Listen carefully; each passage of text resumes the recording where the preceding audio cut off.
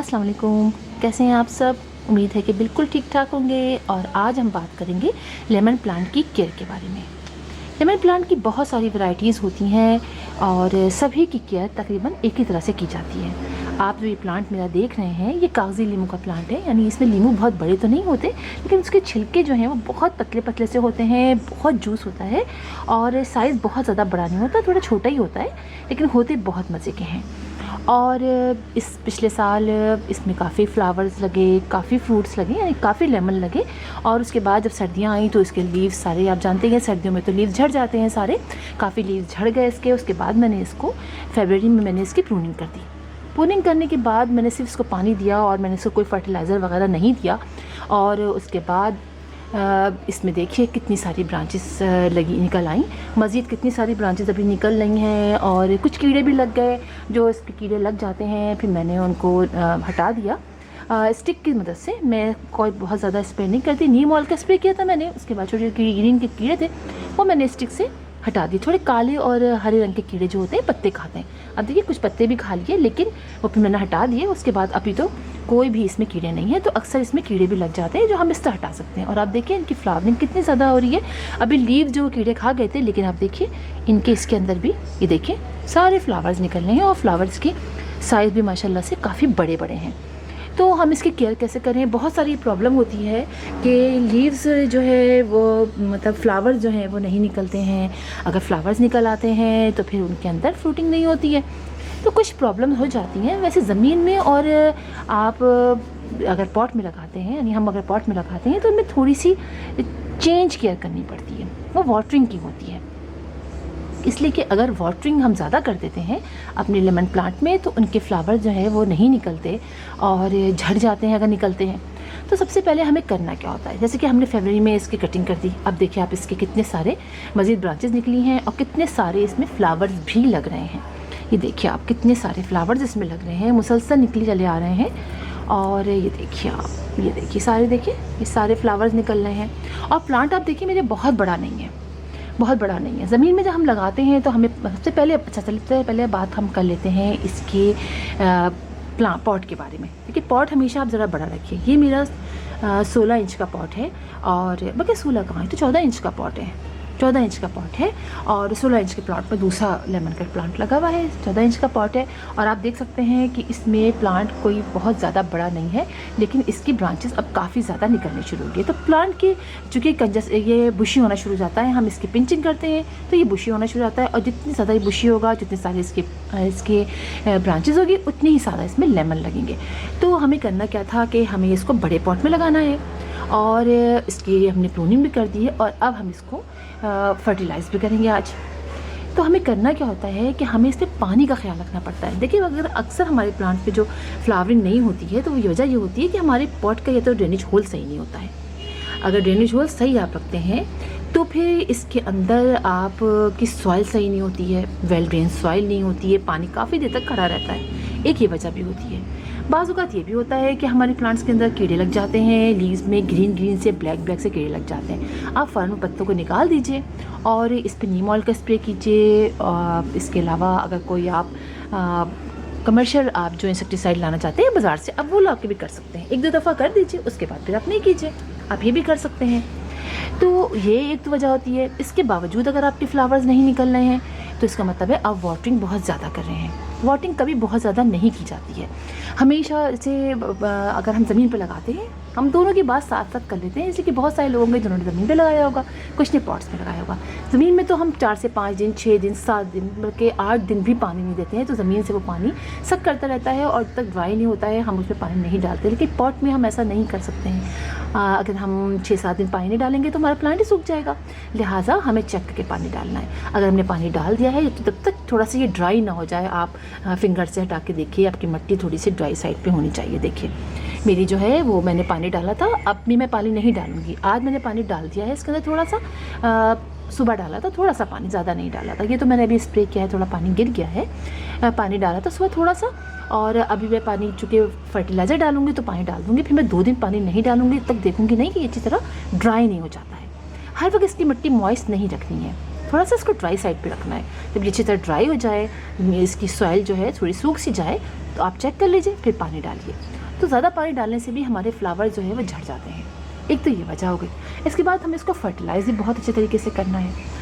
Fertilise करने के लिए मैं इसमें, जैसे कि मैंने अभी तक इसको फर्टिलाइज़ नहीं किया है, अब देखिए इसमें काफ़ी फ्लावरिंग हो गई है और एक फ्रूट भी लग गया। ये देखिए, आपको दिखाऊँ, ये देखिए अब इसमें एक फ्रूट भी लग गया है। तो अब हमें इसको जो है वो फर्टिलाइज़ कर देना है। एक फ्रूट देखिए यहाँ पर भी लगना शुरू हो गया, यहाँ अंदर की तरफ भी।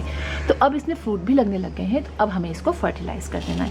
फर्टिलाइज़ करने के लिए अब आप देखिए कि मैंने ये सॉइल में, अब मैं इसको थोड़ी सी, इसको खुदाई कर लेंगे हम थोड़ी सी, ताकि इसको, अच्छा मट्टी निकालना चाहे तो मट्टी भी निकाल सकते हैं, लेकिन अभी मेरे इसके अंदर जो है वो जगह है, तो मैं थोड़ी सी मट्टी जो है वो अभी नहीं निकालूंगी। और इसी में मैं, अच्छा साइड में करनी है, बिल्कुल बीच में नहीं करनी है कि आपने जड़ को खोद दिया। अब बहुत ज़्यादा गहरी भी नहीं करनी है, थोड़ी सी करनी है, ताकि इसी में बस हमारी जो है वो, जो हम फर्टिलाइज़र डालेंगे वो मिक्स हो जाए। अच्छा, आप इसके अंदर NPK भी डाल सकते हैं, अच्छी ग्रोथ के लिए आप NPK भी डाल सकते हैं। NPK ला के, इसलिए कि इसके अंदर इसको जो है वो नाइट्रोजन की खाद बहुत ज़रूरत पड़ती है, नाइट्रोजन की, तो इसलिए आप इसमें NPK भी डाल सकते हैं। आप इसके अंदर 6-7 दाने ला के डाल सकते हैं NPK के, हर 10 डेज़ बाद डाल दीजिए। इसके अलावा और जैसे दूध डालिएगा, यहाँ डाल के फिर पानी डाल दीजिएगा।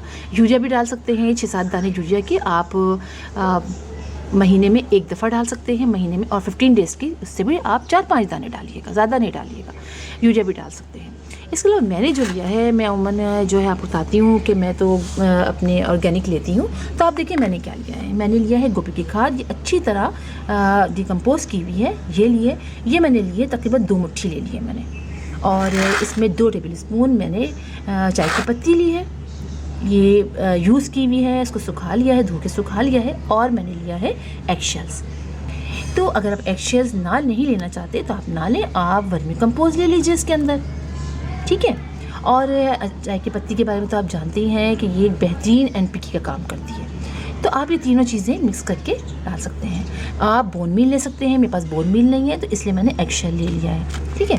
2 मुट्ठी मैंने ये लिया है, 2 टेबल स्पून ये लिया है, और तकरीबन 1.5 टीस्पून टेबल स्पून मैंने चाहे ये एगशेल्स लिए हैं। इसकी कोई ख़ास वो नहीं है, आप 1-2 एगशेल्स ले लीजिए। लेकिन एगशेल्स आप जब भी लीजिए, आप उसको, जब भी आप एग लीजिए, शेल लीजिए, उसको धो लीजिए और 10 to 15 डेज़ आप इसको धूप में सुखा लीजिए, वरना इसके अंदर जो समझिए जरासीम होते हैं और वो बैक्टीरिया होते हैं, वो आपके प्लांट को ख़राब करते हैं। लिहाजा आप इसको धो लीजिए, धो के आप इसको 10-15 दिन धूप में सुखा लीजिए, फिर आप डाल लीजिए, उसको तोड़ लीजिए, ठीक है। अब हम देखिए पॉट के लिहाज से डालेंगे। मेरा ये पॉट जो है वो 14 इंच का है, तो मैं इसके अंदर ये डाल दूँगी। डालने के बाद, सही है, ये डालने के बाद अब मैं इसको ऊपर नीचे कर लूँगी। तो इस तरह से जो मैंने डाला है, ये आप तकरीबन हर महीने डाल लीजिए, यानी आपको जल्दी नहीं डालना है इसके अंदर, हर महीने यानी एक दफ़ा आप इसको डाल लीजिए। और उसके बाद अगले महीने जब आपको लगे कि मिट्टी भाता हो गई है तो आप इसको निकाल लीजिए। तो ये एक बेहतरीन आपके प्लांट के लिए रहेगा। आप इसको डाल के देखिए, आपके प्लांट की ग्रोथ भी अच्छी होगी, इसमें फ्लावर्स भी आएंगे और इसमें फूड भी लगने लगेगा। अच्छा, ये करने के बाद आपने इसके अंदर पानी डाल लेना है, ठीक है, इसके अंदर पानी डाल लेना है। और पानी जो है डाल लेती हूँ, 1 मिनट पानी डाल लें, क्योंकि ये डालने के बाद पानी लाजमी डालना होता है, ठीक है। ये पानी डाल लेते हैं, बस अब मैंने पानी डाल लिया है। अब मैं जब तक ये ड्राई नहीं होगा अच्छी तरह से सॉइल, मैं पानी नहीं डालूंगी। तो इस तरह से आप डालते रहेंगे तो आप देखेंगे कि आपके प्लांट के अंदर फ्रूटिंग भी होगी और फ्लावर्स भी बहुत अच्छे लगेंगे और प्लांट की ग्रोथ भी बहुत अच्छी होगी। तो ये बात आप, और एक बात और आपको बतानी है, आप इसको फुल सनलाइट में रखेंगे। ये नहीं कीजिएगा कि आपने इसको 1 से 1.5 घंटे की, कम से कम दिन में, जैसे आजकल गर्मियाँ है, 3 से 4 घंटे की, कम से कम 3 से 4 घंटे की आपको इसको धूप में रखना है। और जब आप देखें, अब मैंने अगर कहा कि पानी नहीं डालना है तो आप डालें ही ना। अगर आप देखेंगे कि इस धीरे रखने के बाद आपकी सॉइल अगर हर रोज़ ड्राई हो रही है तो आप हर रोज़ पानी डालेंगे। लेकिन अगर आपकी सॉइल ड्राई नहीं हो रही है, आप फिंगर से चेक करेंगे नीचे तक ड्राई है तो आप डाल देंगे, नहीं ड्राई है तो आप वेट कर लीजिएगा, आप 2 दिन में एक दफ़ा पानी डालिएगा, ठीक है। इस तरह करना है, ये नहीं करना कि आपने डाल देना है। तो आप देखिएगा आपके प्लांट की ग्रोथ कितनी अच्छी होगी। बस मैंने सोचा कि चूँकि मैं भी आज डालने के लिए आ रही थी, मैंने कहा आप में से बहुत सारे लोगों ने क्वेश्चन किया हुआ है कि हमारे फ्रूट नहीं लग रहे हैं, तो आप ये काम जो है ना आप अपने सारे प्लांट के साथ, फ्रूटिंग प्लांट के साथ कर सकते हैं। आप मैंगो के प्लांट के साथ कर सकते हैं, आप अपने अमरूद के प्लांट के साथ कर सकते हैं, सेम ऐसे ही कर सकते हैं। और इतना अच्छा लगा जब मैंने देखा कि इतने बड़े बड़े फ्लावर्स निकल रहे हैं, तो मैंने कहा चलें आप लोगों को ही बताती हूँ कि आप भी लोग भी ये ट्राई कीजिए। इस तरह आपके प्लांट के अंदर ये इस तरह देखिए कितनी सारी इसमें ब्रांचेस निकल रही हैं, आप देखिए। और पिंचिंग का मैटर अब हमेशा याद रखिए, पिंचिंग करते रहिए।